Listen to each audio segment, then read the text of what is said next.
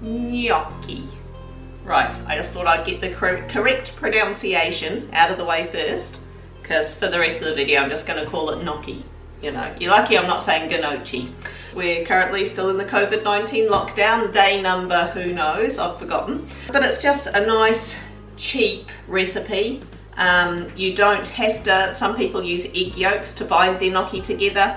I don't find it's really necessary, but you can do that if you want to. It's like pasta in that you can put whatever sauce you want with it.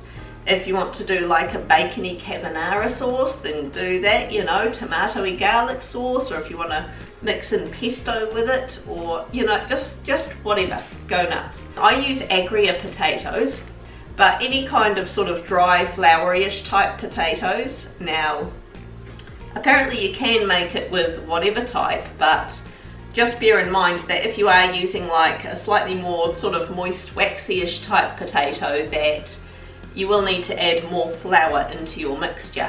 And the more flour you add, the denser it will be. It won't be like the nice little fluffy pillows. To feed 5 hungry people, you'll need about 1 kilogram of potatoes. Now, I actually like to bake them first.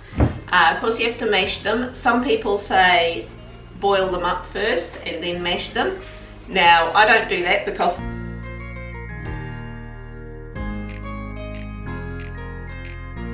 I just kind of think, well, you boil it, you're putting moisture into them, aren't you? So it's just going to take even longer to get them dried out. So I've just got kids. I'm homeschooling at the same time here at the moment, so you know. Life is crazy. I've cranked the oven up to, what have I got it on? About 190 degrees, and I'm going to bake the potatoes in the oven for about a minute.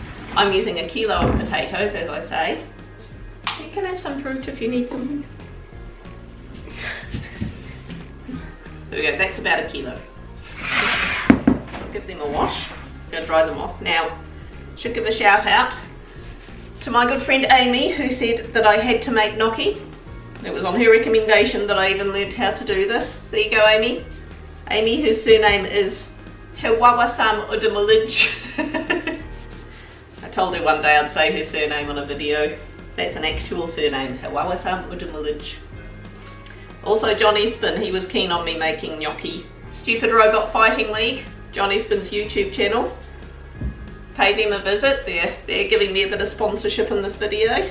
So, now I'm just going to put some salt on these. I'm going to put a little bit of oil over them. A bit of salt, because salt tends to dry things out, which is what we want. I'm going to bung those in the oven for about an hour. And we'll see you back here. Mom. Pulled the spuds out of the oven. I'm just going to take them out. Now obviously you want them to be cool enough to handle. So, just going to slice these. Leave them open, just let them cool down a bit. If you're running short on time and you're impatient, you can just get a towel and hold them with a towel. I think I'll do that. We just need to scoop the potato out of the skin. Now, don't throw the skins away. You can't use the skins for making the gnocchi, but what you can do is, afterwards, break the skins up, toss them with a bit of oil and salt, grill them in the oven, and you got chippies.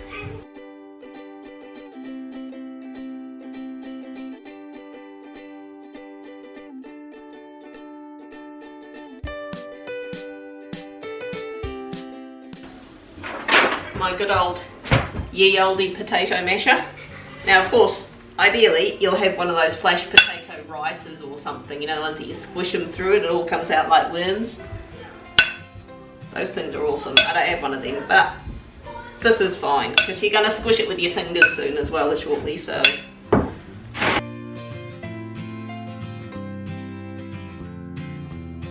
That is all lovely fluffy mashed potatoes. Just use your standard plain flour, do not use high grade for this. The lower the protein count of the flour, the better. The amount of flour you'll need potentially varies each time, depending on your potatoes, depending on the room temperature, depending on a lot of things. Last time I used about 2.5 cups of flour, but I think I may have actually overdone it a bit.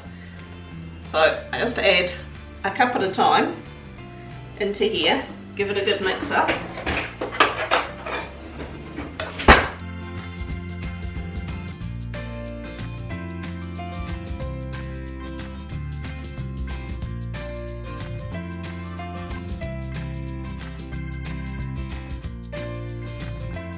Right, I went a bit overboard putting the whole cup of flour on there, but I probably will still use that.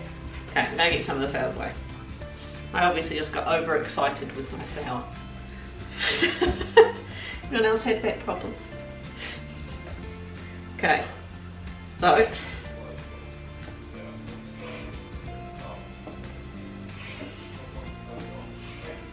I'm going to chop it up into sections.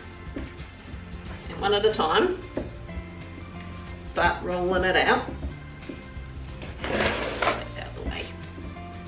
Now you want to roll it out till it's about 1/2 inch thick, about the size of your thumb. I'll put that to one side, do another whirly. Look how cool that looks. I don't know if you can see that. There's just like little bubbles, looks all nice and nice and smooth and slightly bubbly-ish. So far that was probably about 1.5 cups of flour that I used this time round, but I will use a little bit more when I'm shaping them.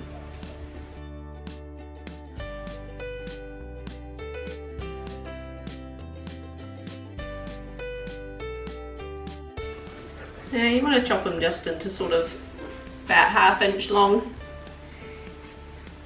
1/2 inch long bits. You don't want them too big or they just end up a bit, what's the word, gluggy.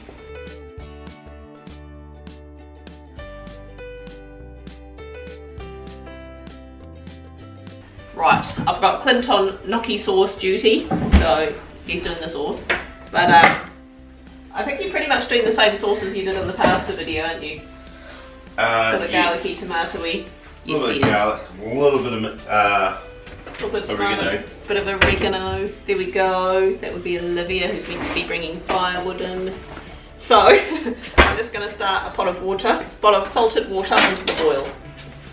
Here's where the bit of extra flour comes into play. Let's break all these up. Now at this point, once you've floured the gnocchi balls, you can freeze them. You need to freeze them individually, so put them on like a baking tray or something.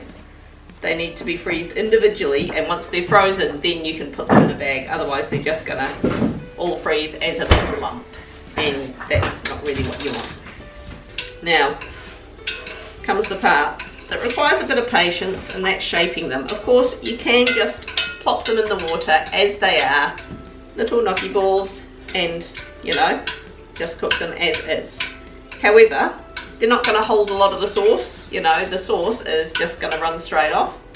So I will show you how you're meant to shape them. I'm going to put a bit more flour on these because it just stops them all sticking together. Get a fork, push it down the fork. The idea is the fork gives it, you know, little things on the back, and you're left with a bit of a curvature. I still haven't mastered that yet, to be honest, but I'm getting there. So get a little ball and just push it with your thumb. Just kind of push it down and curl it over. I didn't do a great job of that. Hello, Greya.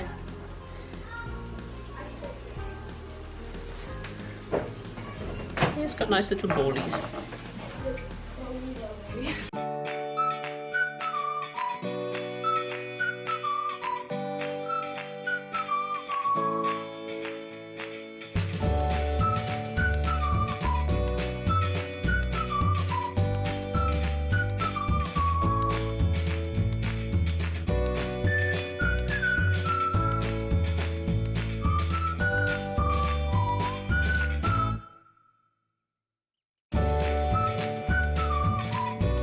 Done, they are looking beautiful. in case you're wondering, yes, that does seem like a mammoth task once you start doing it, but it only took me about 10 minutes, just over 10 minutes to do. So, you know, you just gotta sit there and enjoy the process, I suppose. Water is now on a rapid boil, so I'm gonna show you how you cook them and how you know when they're ready. See the shape we got there? Nice little grooves on one side and a bit of an indent on the other side. So it lets the sauce get all around it. About a handful at a time. Carefully so you don't burn yourself. Ow! If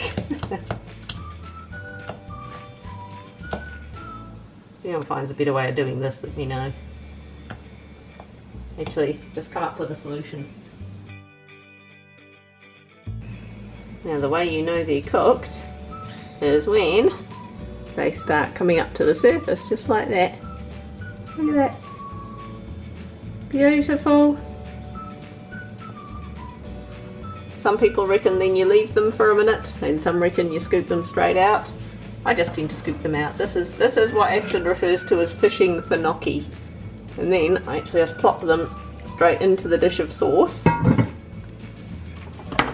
See, I lie. Normally I get a towel. And I just use the towel and just get the gnocchi. Just pop them on the towel a little bit, just so we don't get extra water in the sauce. And pop them straight in the sauce. I've just now thought of a way to not burn myself. I don't know why. I don't think of doing this before. My drainy thingy. Just throw them in that way. Look at that. No burnt hands.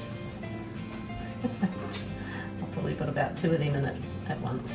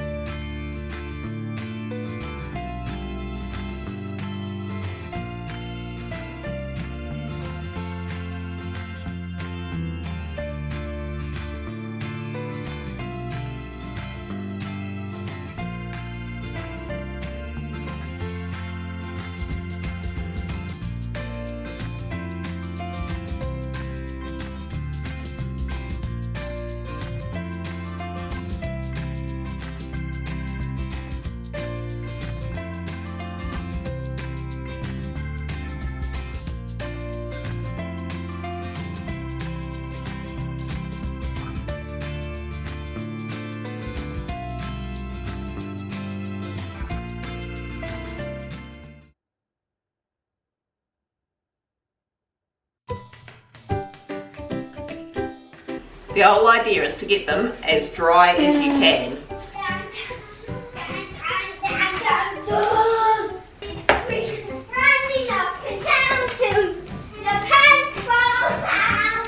Hey guys, I'm recording. Can you stop running up and down till your pants fall down loudly?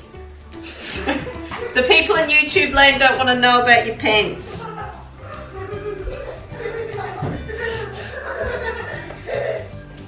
Aston, do not go outside naked.